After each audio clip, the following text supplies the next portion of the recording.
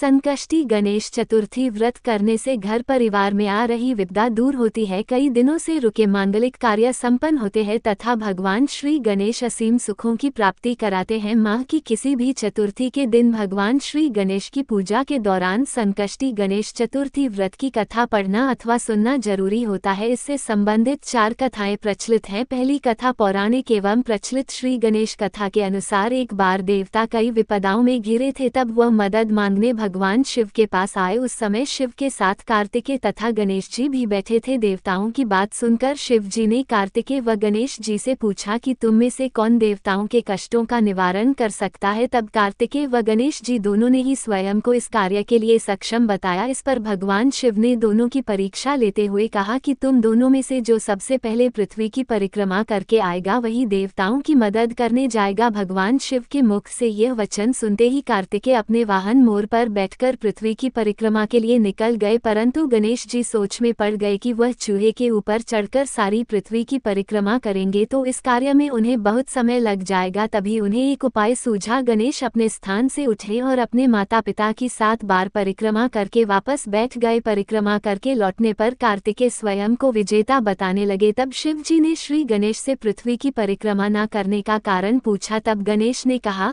माता पिता के चरणों में ही समस्त लोक हैं।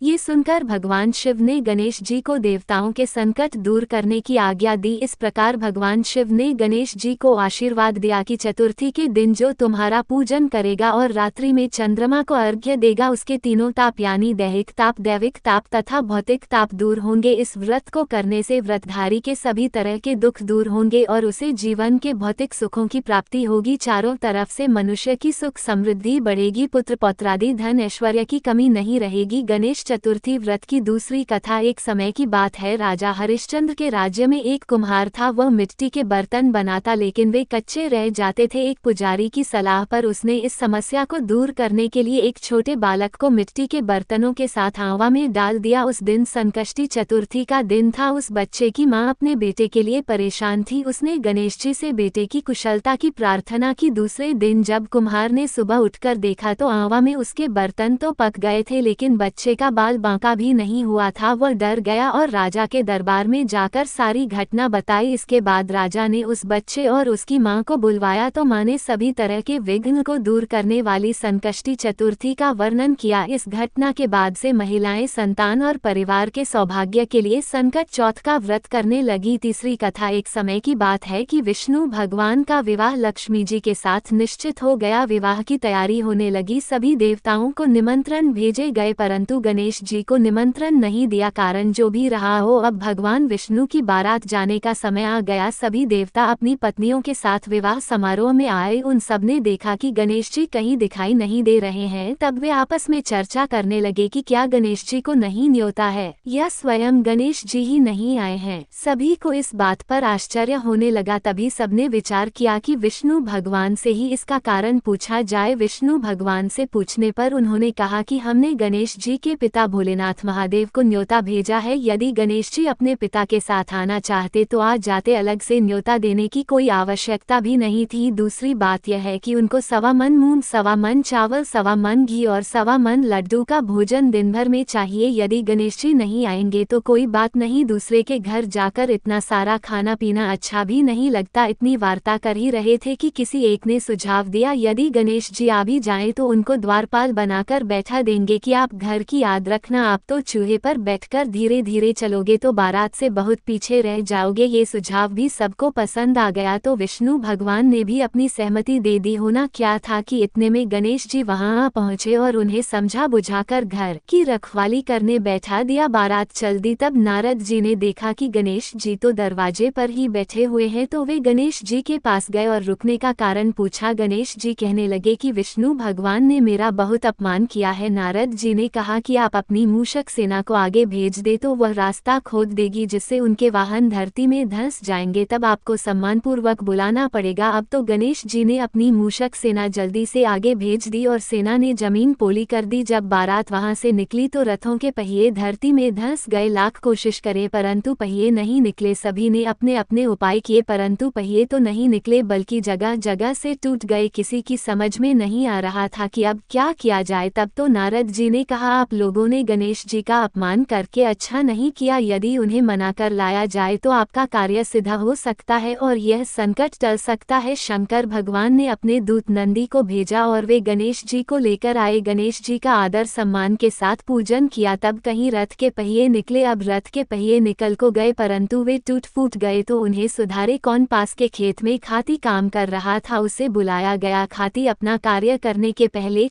श्री गणेशाय नमः कहकर गणेश जी की वंदना मन ही मन करने लगा। देखते ही देखते खाती ने सभी पहियों को ठीक कर दिया। तब खाती कहने लगा कि हे देवताओं, आपने सर्वप्रथम गणेश जी को नहीं मनाया होगा और न ही उनकी पूजन की होगी, इसलिए तो आपके साथ यह संकट आया है। हम तो मूर्ख अज्ञानी हैं, फिर भी पहले गणेश जी को पूजते हैं, उनका ध्यान करते हैं। आप लोग तो देवतागण हैं, फिर भी आप गणेश जी को कैसे भूल गए। अब आप लोग भगवान श्री गणेश जी की जय बोलकर जाएं तो आपके सब काम बन जाएंगे और कोई संकट भी नहीं आएगा। ऐसा कहते हुए बारात वहां से चल दी और विष्णु भगवान का लक्ष्मी जी के साथ विवाह संपन्न करा के सभी सकुशल घर लौट आए। हे गणेश जी महाराज, आपने विष्णु को जैसो कारज सारियो ऐसो कारज सबको सिद्ध कर जो। बोलो गजानन भगवान की जय। चौथी कथा श्री गणेश चतुर्थी व्रत की पौराणिक कथा के अनुसार एक बार भगवान शिव तथा माता पार्वती नर्मदा नदी के किनारे बैठे थे। वहां माता पार्वती ने भगवान शिव से समय व्यतीत करने के लिए चौपड़ खेलने को कहा। शिव चौपड़ खेलने के लिए तैयार हो गए परंतु इस खेल में हार जीत का फैसला कौन करेगा, ये प्रश्न उनके समक्ष उठा। तो भगवान शिव ने कुछ तिनके एकत्रित कर उसका एक पुतला बनाकर उसकी प्राण प्रतिष्ठा कर दी और पुतले से कहा,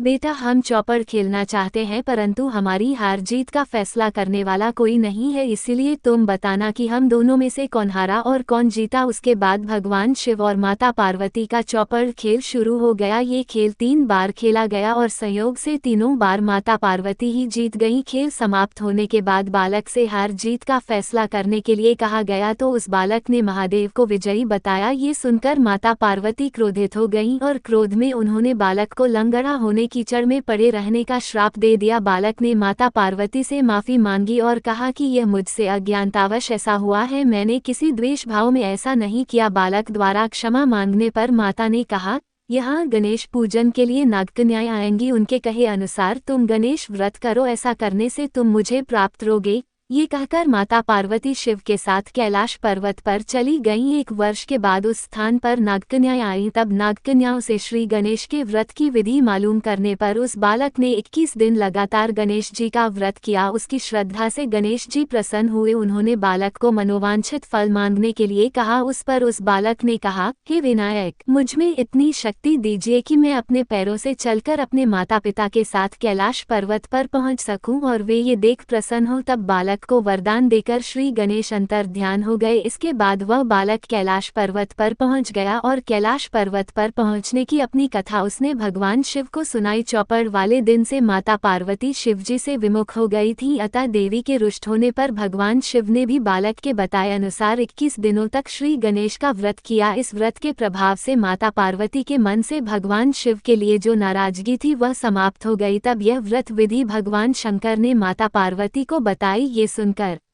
Mata Parvati ke mana membi apane putra kartikia se milain ki ika jagarta way taba Mata Parvati nabi 21 dina taka Shri Ganesa ka vrata kia tatha durva pula ora laduam se ganasaji ka puyana arcana kia vrata ke 21 vem dina kartikia svayam Mata Parvati ji se amail usa dina se Shri Ganesa katarthi ka yaha vrata samasta manakamanam ki prati karain vala vrata mana jata ha isa vrata ko karain se manasya